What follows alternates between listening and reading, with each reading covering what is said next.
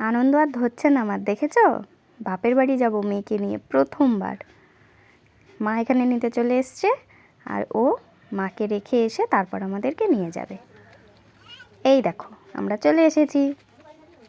আমার পুচকির মামা বাড়ি এই প্রথমবার আসলো, আর এরপর তো আসা লেগেই থাকবে।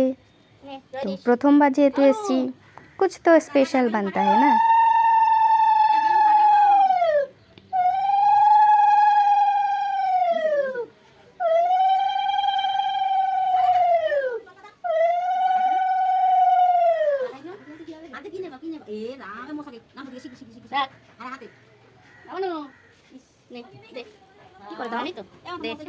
এবার ওর মামি ওকে বরণ করে নেবে।